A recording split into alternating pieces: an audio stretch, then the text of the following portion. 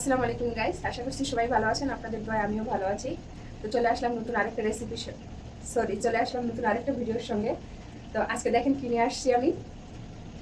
কি ভাবতেছেন? আম, কাঁচা আম, যেটা রাস্তাঘাটে, বাংলাদেশে, ট্রেনে, বাসে সব জায়গায় পাওয়া যায়। দেখেন তো ভালো করে। জি, এটা হচ্ছে আমরাটা আজকে আমি সুপার মার্কেটে পেয়েছি, নিয়ে নিলাম, নিয়ে আপনাদের সাথে এই যে শেয়ার করলাম। আসলে এরকম জিনিস দেখলে অনেক খুশি লাগে আমার, যে এরকম আমরা একদম ফ্রেশ তাজা মনে হচ্ছে।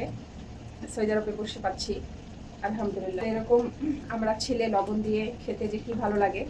আমার আপুর একটা গাছ আছে, আমার আপুর মেয়ে ভাগ্নি আমার, সব সময় গেলে সে এভাবে আমরা ছিলে ছিলে কেটে দিত, খেতে দারুণ মজা। এই আমরার সঙ্গে আরও আমি ফল কেটেছি, আমার প্রিয় ফল, সেটা হচ্ছে যে রসে টইটুম্বুর আম, তারপরে হচ্ছে এই যে আঙ্গুর, তারপরে হচ্ছে যে তিলি ফল। তো এই আর দুপুরে রান্না বান্না হচ্ছে। তো আপনাদেরকে একটু রান্নাটা দেখাই, কি রান্না করতেছি। সিম্পল রান্না, ডাটা আলু আর এই যে ট্যাংরা মাছ আমি ফ্রাই করে রাখছি। এই ডাটা আলু আর ট্যাংরা মাছের তরকারি হবে আজকে। আর একটা স্পেশাল ভর্তা আসছে আমাদের, সেটা হচ্ছে টাকি মাছ। এই টাকি মাছটা আমি ভালো করে তেলের ভিতরে ফ্রাই করে নিয়েছি, কারণ এখানে যে মাছগুলো আমরা পাই দোকান থেকে নিয়ে আসি, এই মাছগুলো এত ফ্রেশ না, মাছের ভিতরে একটা আলাদা একটা গন্ধ থাকে। এই জন্য আমি মাছটাকে ভালো করে ফ্রাই করে নিয়েছি। এই টাকি মাছের ভর্তা হবে আজকে। আর এই যে ডাটা আলুর তরকারি। আর এই মাছটা ভর্তা করার জন্য রসুন, পেঁয়াজ, মরিচ আমি অনেকগুলো ভেজে নিয়েছি লাল করে। আমি কিন্তু এটা সরিষার তেলে ভেজেছি। তো ডাটা আলুর তরকারিটা আমি ভালো করে কষিয়ে নিয়েছি মশলার সঙ্গে। এখন এই যে গরম পানি দিয়ে দিলাম।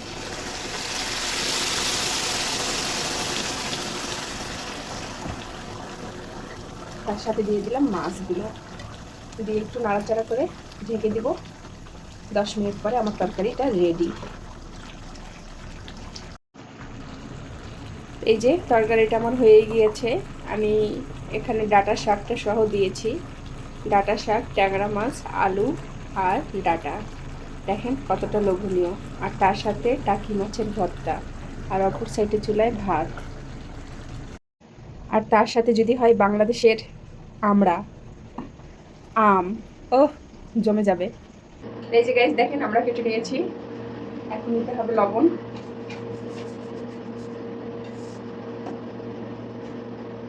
লবণ দিয়ে আমরা